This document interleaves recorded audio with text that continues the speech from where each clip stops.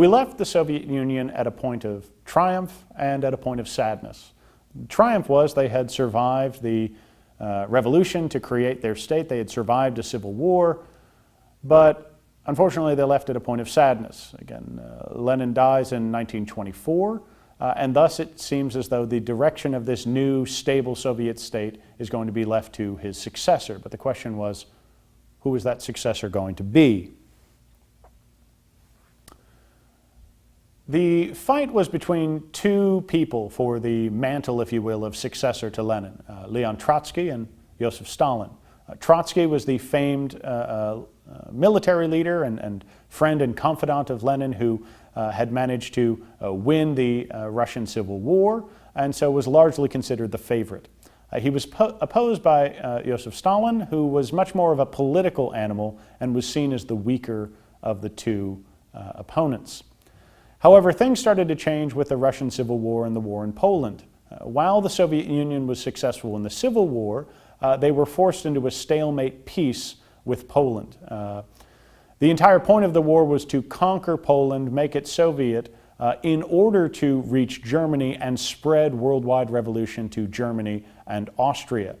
And so as the entire point of the war was to try and focus on the international revolution of communism, which is much more Trotsky's aim, this loss in the war was seen as a repudiation of the more international focus of Leon Trotsky.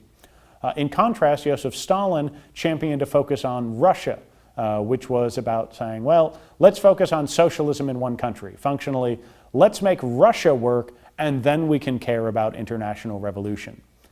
And so here you're seeing the dividing lines being formed up. And in the struggle of the two, quite in contrast to earlier expectations, Joseph Stalin turns out to be the victor. Stalin was the astute political animal. He knew how to work the system and build his support within the party apparatus so that when the time was right, he was able to gain the upper hand on Trotsky and his supporters within the party and declare them enemies of the state. And so Stalin is able to overawe his enemies. The question is, what does he do now? What is this Soviet Union now that he is the one who has claimed the mantle from Lenin? What is the Soviet Union going to be about? Well, one of his major goals was to develop the Soviet Union. Namely, Russia had been devastated by the First World War, then devastated by the Russian Civil War. It needed to recover, it needed to develop, and more than anything, as far as Stalin was concerned, it needed to industrialize. And so what he does is begin what are known as a series of 5-year plans. And in these 5-year plans, the power of the state is utilized to try and bring about economic development. The government set quotas. They were the ones who ran the factories. They were the ones who used force to keep workers in line. And the goal was to increase the industrial capacity of the Soviet Union. And to Stalin's credit, he does largely succeed. The economy does improve. Industrialization does occur across the Soviet Union. Now, granted, to be fair, you could say, well, after all of the devastation, the only way you could go was up. But it is true that he does succeed in boosting the industrial productivity and capacity of the Soviet state. Unfortunately for the people of the Soviet Union, this increase in productivity came at a huge cost. To enforce his efforts to develop the Soviet economy, Stalin shifts off millions to a series of prisons scattered across Russia, known as the Gulag.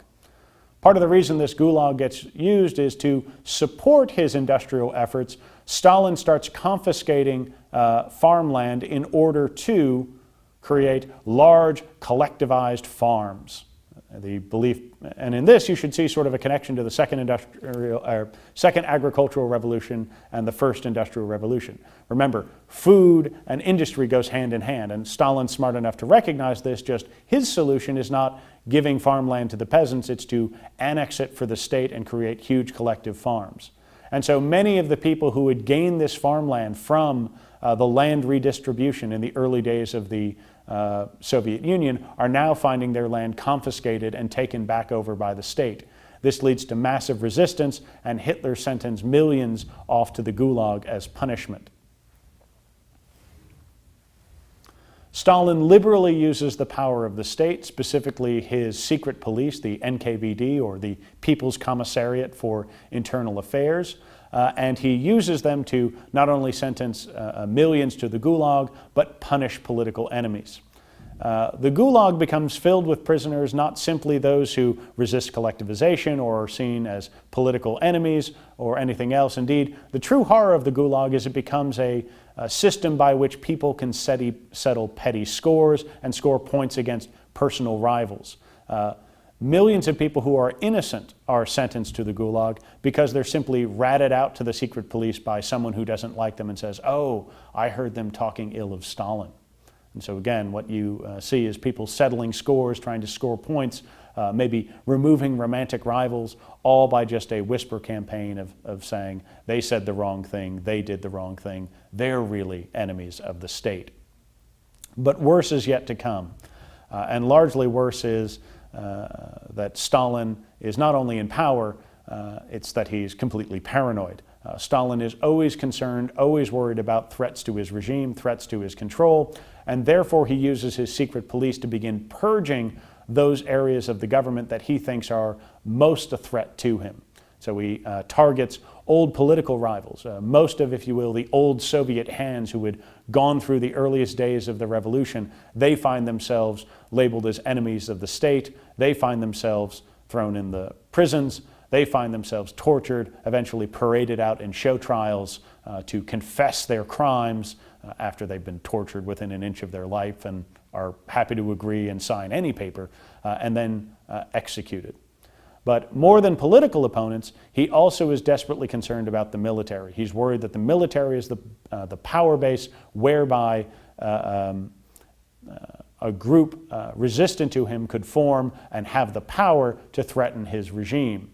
And so in this, he starts purging the military, functionally anyone he sees as a threat. What this means is you leave the military bereft of anything but the incapable or the incompetent, because if nothing else, Stalin is sure that incompetent military leaders are no threat to him. These numbers give you a sense of the power of these purges over the military. They strike from the highest to nearly the lowest level of all branches of the military, all parts of the high command, and leave the military in shambles. In the end, what Stalin gives to the Soviet Union, namely the industrial capacity that will be used to resist Hitler, he almost takes away by his paranoia. His devastation of the military leadership means that when Adolf Hitler, who will invade the Soviet Union in 1941, when he begins his invasion, the military is in a weak state precisely because his paranoia didn't allow him to let anyone he would consider a threat stay in power, and thus you were left with a small cadre of sycophants and incompetents in charge of the military, giving it a very weak ability to resist in the early years of the Second World War.